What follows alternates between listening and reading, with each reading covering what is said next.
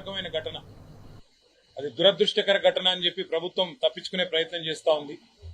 ఒక దుర్మార్గమైన ఘటన, సభ్య సమాజం తలదించుకునే విధంగా, నాగరిక సమాజం, అందులో ముఖ్యంగా కరీంనగర్ లో ఉండే చైతన్యవంతమైన ప్రజానీకం ఒక్కసారిగా ఉలిక్కిపడే విధంగా జరిగిన సంఘటన ఏదైతే ఉందో, ఈ విషయంలో మా పెద్దలు, పార్టీ అధ్యక్షులు, తెలంగాణ తొలి ముఖ్యమంత్రి కేసీఆర్ గారి ఆదేశం మేరకు మేమందరం కూడా ఇవాళ బాధితులను పరామర్శించి వారికి ధైర్యం చెప్పి, అట్లాగే జ్యువెలరీ సంస్థ అయితే ఉందో పిఎంజే, ఆ సంస్థ యాజమాన్యంతో కూడా మాట్లాడి ఏం జరిగిందో తెలుసుకుని, అట్లాగే స్థానికంగా ఉండే పోలీస్ అధికారులతో కూడా మాట్లాడి, మరి సంఘటన జరిగి దాదాపు 30-32 గంటలైతా ఉంది.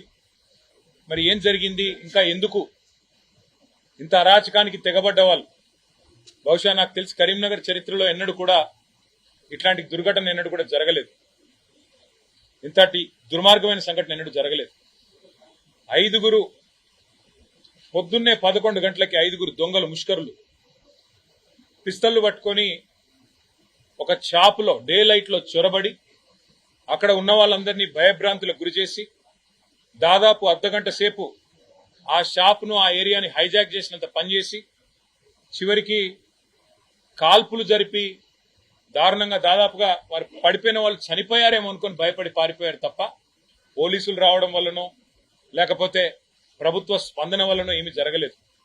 వాళ్ళ పరిస్థితులు ఎట్లా ఉన్నాయి తెలంగాణ రాష్ట్రంలో అంటే, కేసీఆర్ గారి ప్రభుత్వంలో ఆనాడు కేసీఆర్ గారు తీసుకొచ్చిన విప్లవాత్మకమైన వ్యవసాయ విధానాల వల్ల రైతు బంధు లాంటి పథకం కానీ, 24 గంటలు వ్యవసాయానికి ఉచితంగా విద్యుత్ ఇచ్చే కార్యక్రమం కానీ, పెద్ద ఎత్తున చెరువులను మిషన్ కాకతీయలో టేకప్ చేయడం కానీ, అట్లాగే నీటి వనరులను గోదావరి కానీ కృష్ణా కానీ సద్వినియోగం చేసుకోవడంలో కానీ, ఇవన్నీ చేయడం వల్ల కేసీఆర్ గారి ప్రభుత్వంలో మన రాష్ట్రం పంజాబ్ను, హర్యానాను తలదన్ని వ్యవసాయంలో నెంబర్ 1గా నిలిచింది.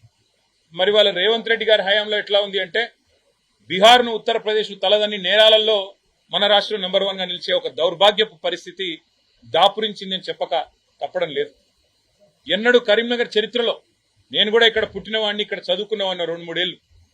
కరీంనగర్లో నేను దాదాపుగా నాకు 45 ఏళ్ల సంబంధం ఉంది కరీంనగర్తో. ఈ కరీంనగర్ పట్టణంలో నాకు బుద్ధి తెలిసినప్పటి నుంచి ఇక్కడున్న పెద్దలు కూడా అందరిని అడిగినాను, జీవన్ రెడ్డి గారిని, కమలాకర్ గారిని, ఇంకా మా సోదరులందరినీ, ఎప్పుడన్నా ఎన్నడన్నా ఇట్లాంటి సంఘటన గురించి మీరు విన్నారా?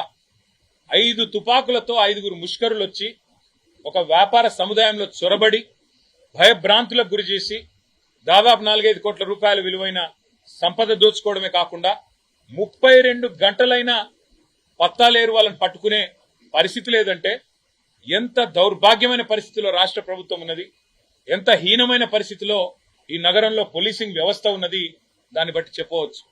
శాంతి భద్రతలను పర్యవేక్షించాల్సిన రాష్ట్ర హోంశాఖ గౌరవ ముఖ్యమంత్రి గారి చేతిలోనే ఉన్నది.